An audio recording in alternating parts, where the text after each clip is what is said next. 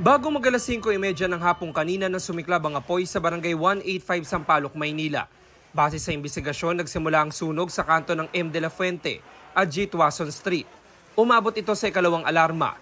Tinatayang 13 bahay ang natupo at apektado ang 20 pamilya. Bandang 6:18 p.m. na apula ang apoy.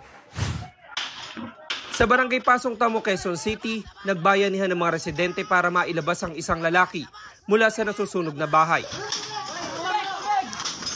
Nasunog na si Tapay, oh. Tuluyang nilamon ng apoy ang bahay at nagtamo ng mga paso sa katawan ng 59 anyos na si Francis de los Reyes. Ang lakas na! Ang lakas! Ang lakas na! Pero lubos ang pasasalamat niya sa mga tumulong na iligtas siya. Natutulog po ako kanina sa bahay ko, doon sa Metro pa. Tapos nung nagising ko, may apoy na sa loob. Naglalagablab na po, binubos akong tubig, di ko makaya mabuhos kasi ang mga tao. Binubuksan yung gate ko, di mabuksan, tinulog bigla, nabuksan din. Sunog! Sunog! Nagulat po kami, umuusok na po dito. Tapos tumakbo na po kami dito. Naggalta na po kami ang lakas ng apoy. Binuksan po namin tong gate eh. Binaklas po namin lahat eh. Nakapadlock, di namin masira. Kaya ginawa namin, piniko namin tsaka yung bareta. Lahat kami tulong sabay pagbukas. Okay na.